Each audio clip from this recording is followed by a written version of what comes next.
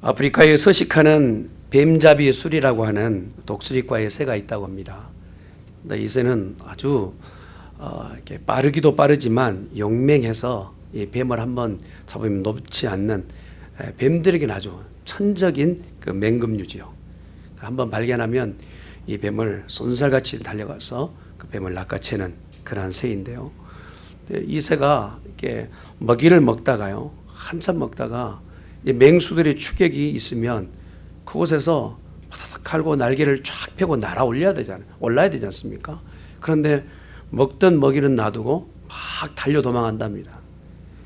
맹수는 쫓고 이 독수리는 달리고, 아무리 잘 달리는 독수리를 할지라도 맹수에게 붙잡히지 않을 재간이 있겠습니까?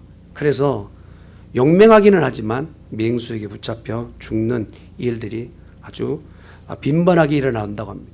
이걸 연구해 보았더니 왜 그런가, 다급하니까 자기가 날 수 있다는 것을 잊어버린 거예요.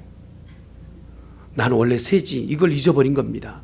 그래서 너무 급한 나머지 막 달리다가 맹수에게 붙잡혀 죽는 그런 우스꽝스러운 일들이 있다고 그래요. 내가 누구인지를 잊어버리고 은혜가 무엇인지를 잊어버리는 세대.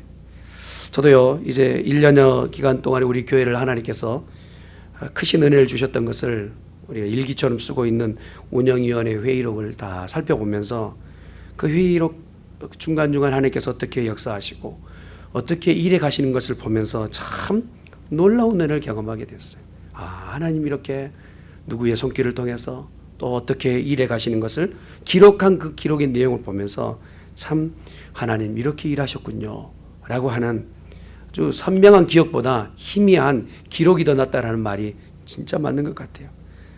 그래서 새롭게 생겨난 우리 교회가 하나님이 중심이 되시고 하나님 주인이 되셨다는 일을 다시 한번 고백하게 되었습니다.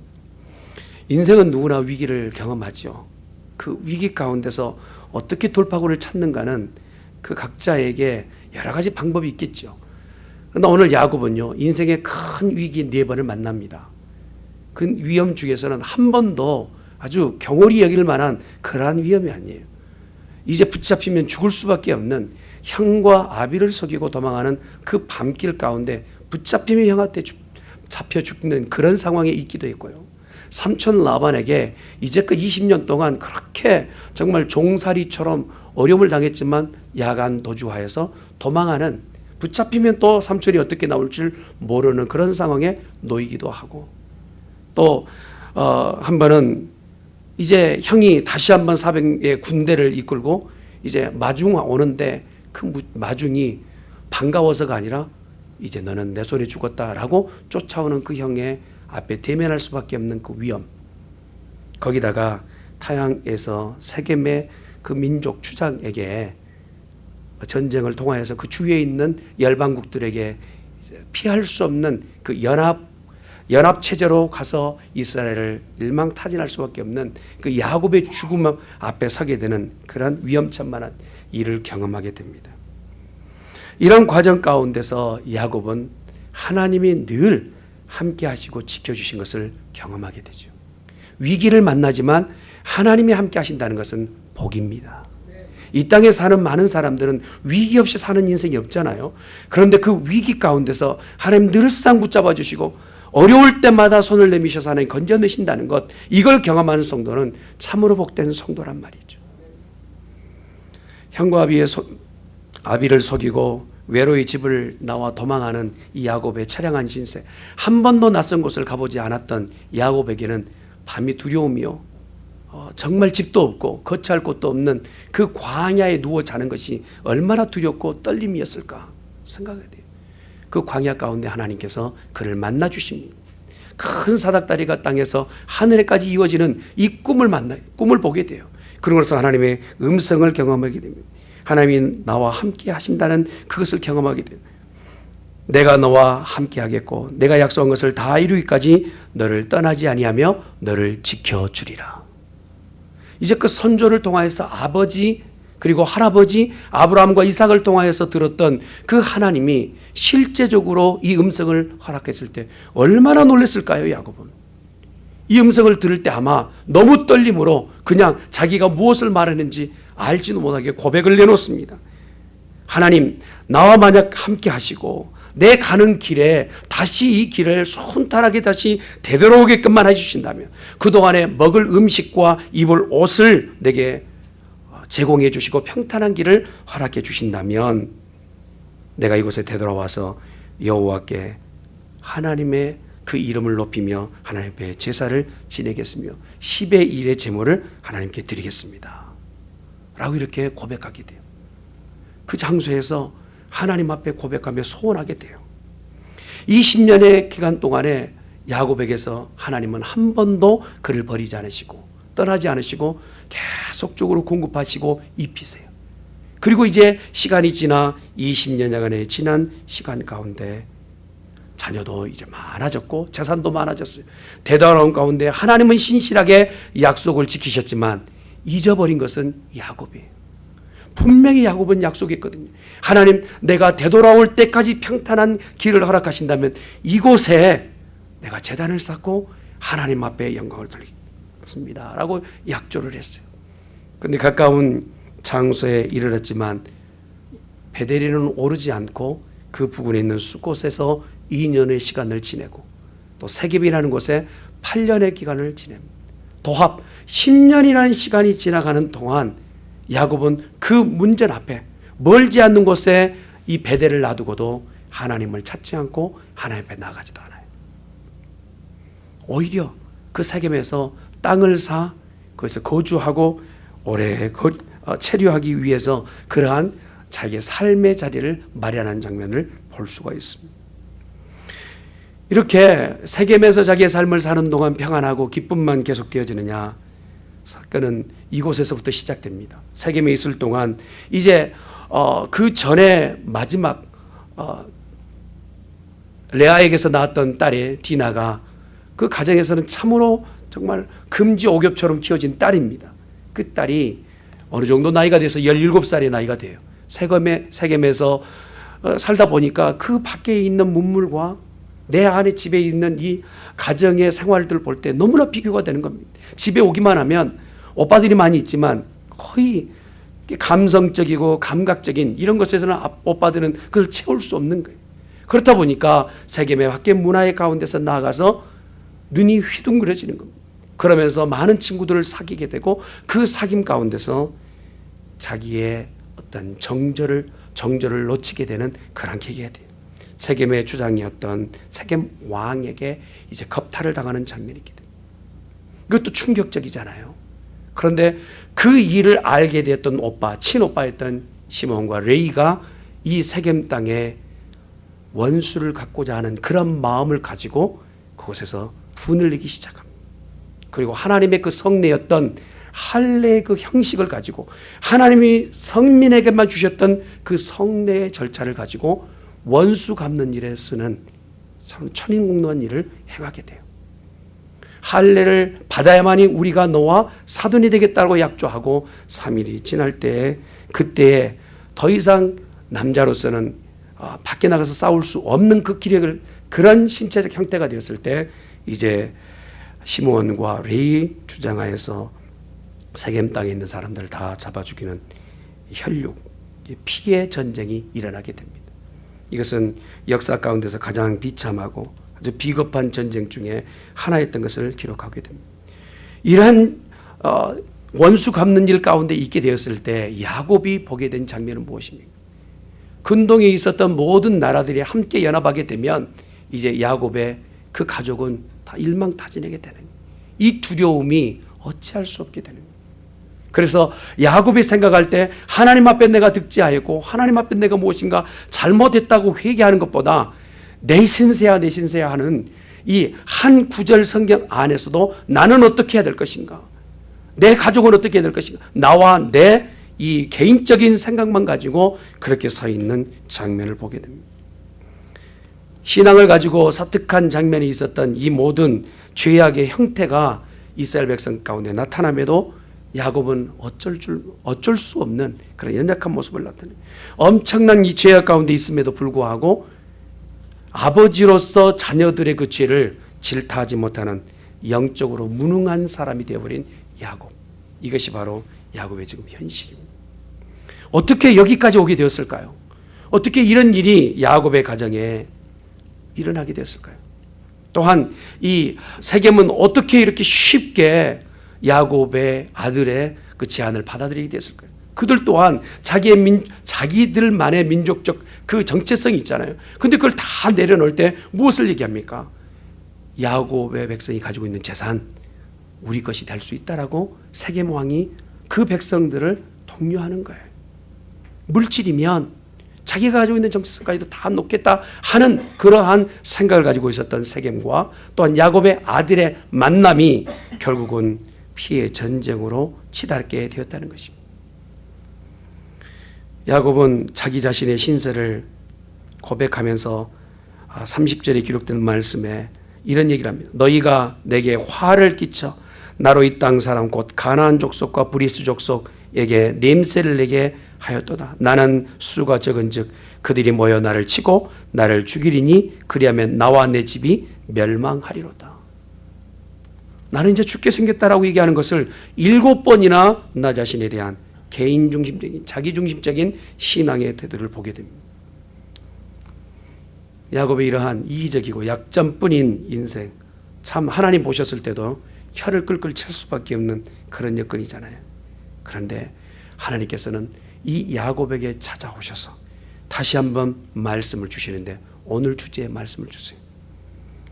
일어나라, 베델로 올라가라. 거기서 제단을 쌓으라. 할렐루야.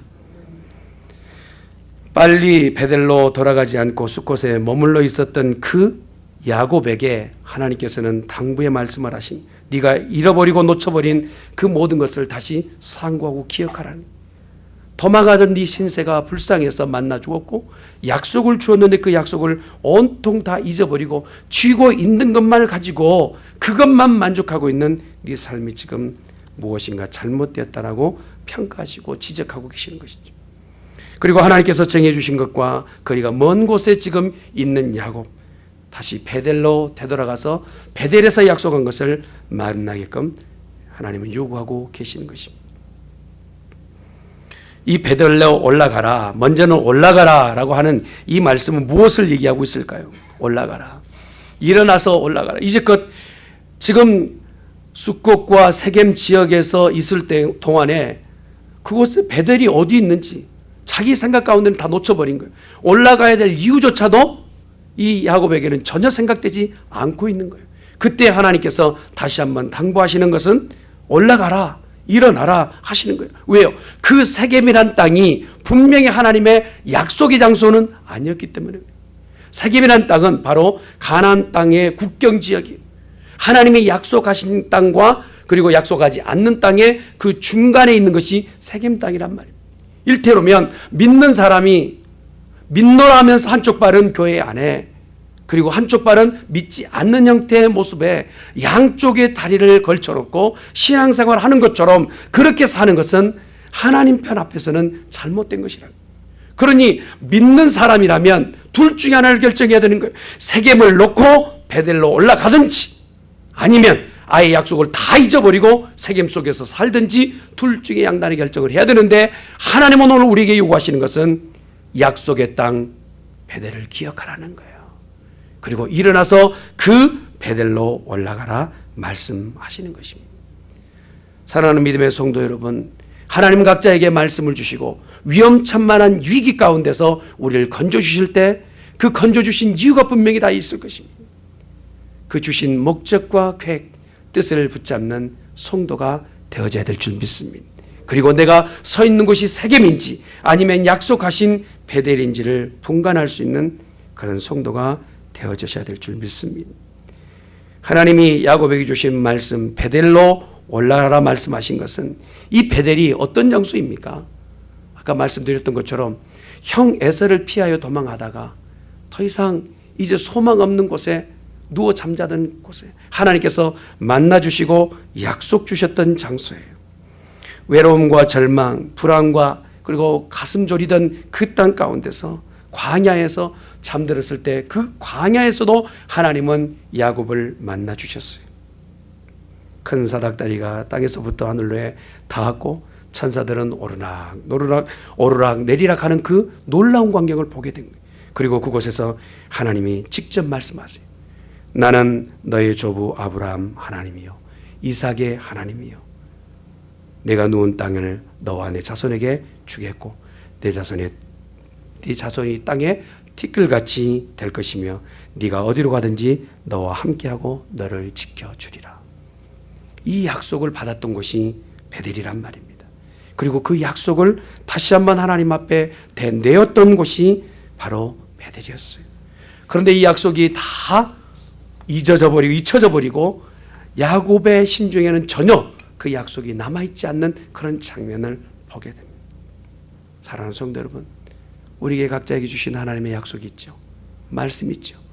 그 말씀을 붙잡고 하나님이 그 약속하신 그곳으로 되돌아가는 베델로 올라가는 믿음의 행진이 우리 가운데 있기를 바랍니다. 할렐루야. 또한 야곱이 하나님께 받았던 그 말씀 가운데서 거기에서 거주하고 거기서 제단을 쌓으라 말씀하신 말씀을 듣게 됩니다. 베델에서 가서 해야 될 일이 무엇입니까? 거기서 거주하고 제단을 쌓는 일이에요. 세겜에서도 그 일을 비슷한 일을 했겠죠. 그러나 직접적으로 하나님께서 제단을 쌓아 그 예배를 받는 장소는 베델에서 그 예배를 받겠다라고 말씀하신 것이죠. 약속의 장소에서 예배를 받겠다 말씀하신 거예요. 베델과 세겜의 위치로 봤을 때 해발 베델은 한 300m가 더 위치가 높다고 합니다. 세겜은 더 아래쪽으로 내려가는 장면이고요. 베델은 위쪽으로 올라가는 장면에서 오늘 성경은 베델로 올라가라 이렇게 말씀하신 것 같아요. 그런데 이 베델로 올라가서 그곳에서 거주하고 거기서 제단을 쌓으라 말씀하신 것은 한번 베델에 올라갔을 때 이제는 거기서 떠나지 말라라고 말씀하신 거기 계속적으로 머물러 있고 그곳에서 제단을 쌓는 그러한 삶을 살라 말씀하시는 것이죠. 어떤 성도는요 예배하러 나올 때 그 예배 가운데 나올 때는 예배하러 나왔다가 되돌아갈 때는 예배를 다 잊어버리고 되돌아가는 성도들이 있어요. 들어올 때는 감격이고 감사하지만 되돌아갈 때는 원망과 불평일 때가 있고요. 그 마음이 항상 베델에서 그 고주하는 삶을 살아야 되는데 그렇지 못할 때가 많아요. 예를 들자면 그래요. 예배하러 올 때 좋은 마음으로 오시겠죠. 그런데 오다가 좀 다퉜단 말입니다. 아내와 다투고 예배에 왔어요. 근데 예배에 큰 은혜를 받고 되돌아갑니다. 그러면 올 때 싸우는 일이 그만 멈춰줘야 되잖아요. 그런데 은혜는 한껏 받고 되돌아갈 때 2차전이 일어나는 거예요. 마음이 세겜이 아니라 베델에 왔다면 그 베델에서 은혜를 받고 그 마음의 거주가 베델이 돼야 돼요. 어떤 분은요, 우리 교회는 아닙니다만은 예배하러 나오기 전에 심심하니까 고스톱 한번 하고 예배하러 왔어요. 그러면 예배 받았을 때 마음 정지가 다 끝이 나야 되잖아요. 되돌아가서 다시 그 일을 해요. 이게 바로 세겜과 베델의 차이라는 것이죠. 그래서 하나님은 오늘 베델에 올라와 너희는 그곳에 거주하고 그곳에 제단을 쌓으라 말씀하고 계시는 것입니다. 기도하면서 회개한다고 말을 하지만 하나님 이 예배 가운데서 나를 만나주시고 또 이 모든 무거운 짐을 다 내려주시길 원합니다. 내가 하나님 앞에 올바로 살지 못한 일주일을 회개합니다 라고 그렇게 기도하고 나서 되돌아갈 때는 그 모든 짐을 다시 쌓음에 지고 되돌아가는 우리의 연약한 모습은 오늘 성경을 통해서 우리에게 말씀을 주십니다. 베델에서 거하라, 그곳에서 제단을 쌓아라 말씀하시는 것이죠. 베델에 올라가서 아예 그곳에서 거주하고 살라고 말씀하십니다. 이것을 거주하며 살라고 말씀하신 것은 말씀대로 준행하라는 거예요. 말씀대로 순종하라는 것입니다. 하나님께서 주신 말씀을 붙잡고 비전을 가슴에 품고 남은 인생을 사는 인생은 바로 베델에서 거주하는 삶을 사는 성도인 줄 믿습니다. 제단을 쌓는다는 의미는 바로 예배를 의미하겠죠. 여러분, 우리가 예배할 때요 보통 그렇잖아요. 묵상기도 하면서 마지막 축도를 받는 이런 형태가 보통 예배이지 않습니까? 그래서 그것만이 예배인 것 같아 보이지만 성경은 그렇게 말하지 않습니다. 진짜 예배의 큰 개념은 무엇입니까? 하나님의 임재입니다. 한번 따라합시다. 하나님의 임재. 하나님이 나와 함께 하시는 그곳은 예배의 장소인 줄 믿습니다. 그러니 우리가 하나님 앞에 예배한다는 것은 하나님하고 그 이름을 그곳에 선포하고 하나님의 이름을 부르는 곳, 그것이 바로 예배의 장소라는 거예요. 그래서 어느 때는 차 안이 예배의 장소가 될 수 있고요, 우리 가정이 예배의 장소가 될 수 있고, 직장이 예배의 장소가 될 수 있는 것이죠.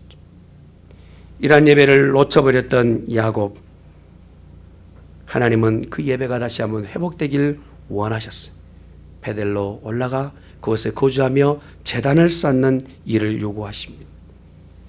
오늘 우리에게도 이 말씀을 주시고 계십니다. 사랑하는 성도 여러분, 우리 믿음의 그 장소인 베델로 올라가서 하나님 앞에 예배하는 그러한 참 성도가 되어지시기를 간절히 축원합니다. 베델로 올라가라 말씀하신 그때의 2절 3절에 기록된 말씀을 보면 야곱이 이에 자기 집안 사람과 자기와 함께한 모든 자에게 이르되 너희 중에 있는 이방 신상을 버리고 자신을 정결하게 하고 너희들의 의복을 바꾸어 입으라. 우리가 일어나 베델로 올라가자. 내 환난 날에 내게 응답하시며 내가 가는 길에서 나와 함께 하신 하나님께 내가 거기서 제단을 쌓으려 하노라 말합니다. 이제껏 20여 년 동안요, 자녀들에 대해서 신앙적으로 올바로 교육하지 못해요. 그리고 자녀들이 올바로 살지 못한 것에 대해서 나무래지 못하는 아버지이지만 아버지 역할을 제대로 하지 못한, 항상 하는 것은 걱정과 근심뿐이에요. 그리고 주위에 있는 나라들의 어떻게 하면 그 나라들이 우리 가운데 위협적 존재인지 그것만 겁내고 있는, 참으로 날 수 있지만 날지 못하는 독수리처럼 하나님의 백성임에도 불구하고 하나님의 백성도로 살지 못하는 이 연약함이 야곱에게 있는 거예요. 그러나 하나님께서 오늘 야곱에게 만나주시고 베델로 올라가라 주신 그 말씀을 붙잡았을 때 이 안에 새 소망을 얻게 된 거예요. 그렇지, 하나님은 나를 한 번도 떠나지 않으시고 약속하신 하나님, 그가 눈이 번쩍 띈 거예요. 이제껏 내가 삼촌 집에 가서 20여 년 동안 종살이하면서 하나님이 없이 내가 사는 것 같아 보였지만, 그러나 모든 그 순간 가운데 하나님은 나를 버리지 않으셨고, 그리고 형을 피하여 도망할 때도 하나님께서 나를 기억하셨고, 내가 지금 되돌아가는 이 과정 가운데도 하나님이 나와 함께 하신다는 이 사실을 다시 한번 깨닫게 된 거예요. 눈이 번쩍 열린 겁니다. 그리고 나서 그 가족의 식솔들에게 명령하는 겁니다. 너희들이 가지고 있는 이 우상을 다 타파하고 너희 가운데 잘못된 것을 다 제거하라 요청하는 거예요. 이러한 강한 영적인 음성을 듣고 식솔들 모두가 아버지 된 야곱의 명령에 순종하게 됩니다. 심지어는 우리가 라헬 있잖아요. 자기의 목숨을 대신하여 순교했던 그 우상의 단지를 야곱의 요청 앞에 이 세겜 땅에서 나무 그늘 그곳에 파고 묻는 그런 역사가 있게 됩니다. 하나님의 요구 앞에 순종하였던 온 가족들의 모습, 이것은 바로 하나님이 그 가족 전체를 거룩해 하실 계획을 두고 계셨던 것이죠. 사랑하는 성도 여러분, 말씀을 듣는 순간 갑자기 야곱은 깨달았을 겁니다. 내 환난을 당하는 날, 내가 힘들었을 때, 혼자 광야를 지났을 때 하나님께서 나를 떠나지 않으셨구나. 내가 도망하고 있는 그 비참한 과정 가운데서도 하나님 나를 버리지 않으셨구나. 삼촌 라반의 집에서도 종살이하고 있을 때도 하나님은 나를 한시도 놓지 않으셨구나 하는 하나님의 음성을 통하여서 이는 깨닫게 된 것입니다. 말씀을 깨닫고 그가 참 기쁨을 얻게 됩니다. 소망을 얻게 됩니다. 그리고 확신을 얻게 됩니다. 이제껏 나의 발목을 묶고 있었던 이 세겜 땅에서 이제는 더 이상 머물러 있을 이유가 없는 거예요. 약속받지 않는 그 땅, 하나님과 한 번도 경험이 없었던 그 땅에는 더 이상 머물러 있을 수 없었던 것이죠. 응답하시는 하나님 앞에 자기 자신을 내어놓고 이제 약속의 땅으로 발길을 재촉하는 야곱. 우리 하나님은 오늘도 믿는 사람들이 기도할 때 응답하시는 하나님이십니다. 우리가 다만 기도하지 않아 하나님께서 응답하지 않으신 것 같아 보이지, 하나님은 믿는 사람이 오늘도 외쳐 기도할 때 늘 응답하신 줄 믿습니다. 발레타 스틸 크럼니라고 하는 OMS 국제선교회에서 일하시는 한 분이 썼던 그 책 중에 그런 책이 있어요. 자기가 이제 그 책 내용이 이런 내용이 있습니다. 자기가 세 자녀가 있는데 그 세 자녀가 첫째 아이는 4살 때 백혈병으로 죽고 두 아이는 이제 16살, 18살, 16살 이 아이들이 이제 운전을 처음 시작해 가지고 차를 몰고 가다가 교통사고로 먼저 천국에 가게 됩니다. 자녀라고는 이제 아무도 없는, 근데 남편조차도 지병을 얻어서 임파선 암의 일종인 호츠킨병에 걸려서 이제 앓다가 먼저 세상을 뜨게 됩니다. 이 여인에게는 아무것도 없게 됐죠. 가족으로는 아무것도 없고 자기 자신만 있는데 또한 이것도 선교에 나가서 대만에서 살인범에게 폭행을 당하게 돼서 큰 어려움을 당하게 된, 자기 자신마저도 다 잃게 된 그런 사정에 있게 됩니다. 이쯤 되면 참 내 인생에 하나님은 개입하고 계시는가, 나를 다 버리지 않으셨는가 라고 생각하게 되잖아요. 그런데 이 여인이 자기 책에다가 쓸 때 이런 표현을 씁니다. 왜 내가 이렇게 고통스러운 과거를 다시 들추며 책을 쓰는 줄 아십니까? 그것은 이런 기가 막힌 고통과 환난을 통해서도 나에게 하나님께서 깨달음을 주시고 그리고 분명한 진리를 알게 하셨는데, 하나님 이런 여건 가운데서 나를 버리지 않으시고 이런 상황에서도 하나님 나를 지키신다는 것입니다. 할렐루야. 그럼 어떻게 지키신다는 거예요? 마지막 죽어가는 그 아이를 품에 안고 기도할 때 정말 절실하지 않겠습니까? 자기 아이가 죽어갈 때 그 마지막 몰아쉬는 그 숨소리 가운데서 하나님께서 계속적으로 음성을 주시는 그 경험을 했다는 거예요. 이전에 경험하지 못했던 그 숱한 날의 그 시간들, 그리고 남편의 그 마지막 죽어가는 장면을 보면서 천국에 가는 그 확실한 장면들을 보면서 오히려 하나님 내게 위로하시고 소망을 주셨던 것을 경험하게 되었다는 것입니다. 환난을 만나고 어려움을 만나게 됐을 때요, 그런 어려움 가운데 우리는 주저앉게 되고 더 이상 걸을 힘도 없게 됩니다. 그럴 때에 오늘 하나님께서 야곱에게 주셨던 말씀처럼 우리에게 하나님께서 말씀을 주기를 원하세요. 너 앉아있는 그 세겜 땅에서 일어나라. 그리고 베델로 올라가자. 그리고 거기에 거주하며 그곳에 제단을 쌓으며 하나님이 약속하셨던 것을 경험하라 하시는 것입니다. 이럴 때 하나님께서 우리 모두에게 은혜를 베풀어 주신다는 것입니다. 여러분, 오늘 각자에게 주신 이 말씀은요, 우리를 하나님께서 회복해 하실 하나님의 약속입니다. 보세요. 지금 현재의 야곱은 두려움과 걱정과 염려뿐이었어요. 그러나 달라진 거 하나도 없지만 그가 말씀을 받고 그 가족에게 명령합니다. 그리고 그 명령에 모두가 순종하고 따르게 됩니다. 그때 일어나는 일은 뭡니까? 그 염려는 더 이상 염려가 되지 않아요. 왜요? 주위에 있었던 모든 나라가, 내가 겁내했던 그 나라들이 결국에는 나라들이 야곱을 겁내하는 상황으로 하나님이 만들어 주셨어요. 그들의 마음속에 큰 두려움을 주셔서 야곱을 더 이상 건드리지 못하게끔 하나님 만들어 주셨다는 것입니다. 시대의 종말을 살고 있는 우리들에게도 하나님 우리에게 요구하시는 것이 무엇입니까? 혹시 여러분 세겜 땅에 살고 있으면서 너무 익숙한 문화에 젖어 살고 있지 않습니까? 우리가 버려야 될 것이 있다면 버려야 됩니다. 내가 신뢰하고 의지하고 있는 우상단지가 있습니까? 라헬이 붙잡고 있었던 자기 아비를 속임에서로 붙잡고 그것을 정말 신뢰의 대상으로 붙잡고 있었던 그런 우상단지가 우리 가운데 혹시 있습니까? 신앙보다 더 큰 우상의 내용을 가지고 있습니까? 그렇다면 그것을 버려두어야 돼요. 오직 우리의 믿음의 대상은 여호와 하나님 한 분만을 신뢰하는 우리 성도들이 되어야 될 줄 믿습니다. 또한 오늘 보니까 너희는 정결하게 하라고 말씀하시고, 약속을 받은 성도라면, 하나님의 말씀을 듣는 성도라면 우리는 정결해야 합니다.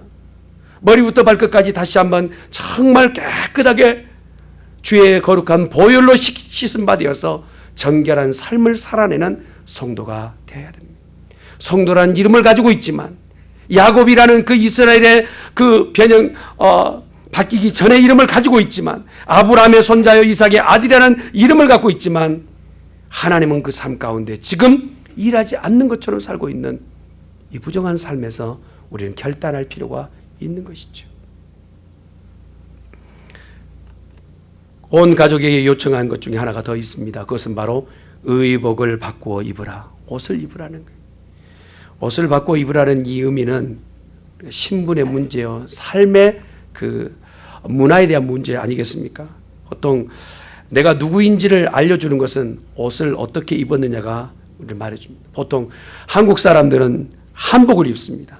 일본 사람은 전통 기모노를 입죠. 중국 사람은요, 치파오라는 옷을 입는다고 합니다. 베트남 사람은 그 치파오가 좀 변형된 아오자이라는 그 옷을 입는다고 합니다. 그러니까 그 옷을 보면 그 사람이 베트남 사람인지 중국 사람인지 그 다음에 일본 사람인지 한국 사람인지를 알 수 있어요. 세겜 땅에 한 8년 동안 10년 동안 있다가 보니까 자기 의복이 자연스럽게 바뀌어 있는 것을 모르는 거예요. 그게 너무 익숙한 겁니다. 편리해요. 편해요. 그래서 그 옷을 걸치고 다녀요. 그런데 하나님께서는요, 그 익숙한 모든 것을 벗으라는 거예요. 벗고 하나님의 백성으로 만들어 놓으신, 하나님의 백성으로 불러내신 그 옷을 입으라는 거예요. 그 문화 가운데 젖어 있었던 이스라엘 백성들이 결단할 내용들을 요구하고 계시는 것입니다. 사랑하는 성도 여러분, 세상을 사는 동안 우리가 너무 익숙한 것이 많아요. 세상에 익숙하다 보니까 하나님 앞에 예배하는 것은 너무나도 우리 가운데 많이 섞여 있을 때가 있어요. 저는 우리 교회가 이제 처음 서론적으로 말씀드렸던 것처럼 기록하였던 여러 그 기록의 내용을 보면서요, 우리가 초심으로 되돌아가야겠다라는 마음이 생겨요. 교회가 개척되고 여기까지 올 때 여러분 처음 마음들 있지 않습니까? 1년밖에 안 지났어요. 1년밖에 안 지났어요. 여러분, 예배하는 공동체로 우리를 불러내셨어요. 할렐루야. 하나님께서 약속을 주시는 공동체로 우리를 불러내셨어요. 그리고 약속하는 곳곳마다 약속을 받는 성도들이 그 약속을 믿고 나아갈 때 신앙적 결단도 하고 삶에 대한 결단도 할 때 하나님께서 이 땅 가운데서 큰 기쁨을 누릴 수 있는 은혜를 주실 줄 믿습니다. 우리 중앙교회는 앞으로 다시 한번 일어나서 베델로 올라가 그곳에 거하며 하나님께 제단을 쌓는 복된 교회가 되어져야 될 줄 믿습니다. 후기 바로크의 음악의 거장이었던 핸델이요, 한때 시기하는 사람들이 그 곡을 발표할 때마다 주위 있는 사람들에게 불량배를 동원해 가지고 공연을 하지 못하게끔 그렇게 방해를 했답니다. 그러다 보니까 이 핸델이 아주 실망이 커요. 그러다가 먼저 앓고 눕게 됐어요. 네, 이 핸델을 참 좋아했던 시인이 글을 썼다고 합니다. 그 글 내용이 이겁니다. 그리스도는 사람들로부터 버림바 되었으나 하나님이 부활시켜 만왕의 왕이 되게 하시지 않으셨습니까? 이제 힘을 내십시오. 짧은 글귀예요. 근데 그 글귀를 핸델이 붙잡고 큰 감동을 받은 거예요. 아, 그래, 예수님은 사람들에 의해서 십자가에 못 박혀 죽었지만 그러나 하나님께서는 그를 살려내신, 부활을 보게 하셔 만왕의 왕이 되게 하셨지. 사람들의 말에 내가 치우치지 말자. 하나님만을 붙잡자 라고 핸델이 23일간 금식하고 24일쯤 되었을 때 이 사람이 죽었나 살았나 문을 열어보았더니 종이 보고 깜짝 놀란 거예요. 그 안에서 눈물을 흘며 감격 가운데서 큰 환희로 이렇게 얘기하는 핸델을 봅니다. 하늘이 열렸다. 나는 전능한 메시아를 보았다. 할렐루야. 한번 따라합시다. 하늘이 열렸다. 나는 전능한 메시아를 보았다. 할렐루야. 사랑하는 성도 여러분, 야곱에게도 보여주셨던 자신의 모습 하나님 오늘 믿는 성도들에게도 보여주기를 원하세요. 어디에 올라가야 됩니까? 베델에 올라가야 됩니다. 그리고 말씀을 붙잡고 예배하는 공동체가 되어야 됩니다. 너무 많은 것을 놓쳤습니까? 시간은 지나가고 그 시간이 지나가는 그곳 가운데서 야곱이 다 놓쳐버리고 하나님을 신뢰하는 그것마저도 다 놓쳤을 때 하나님은 다시 말씀을 주시고 약속을 주셨던 것처럼 오늘 저와 여러분에게 약속과 말씀을 주십니다. 잊어버리고 놓쳐버렸던 하나님의 그 축복 다시 한번 붙잡는 우리 중앙교회 성도 되시기를 예수님의 이름으로 축원합니다.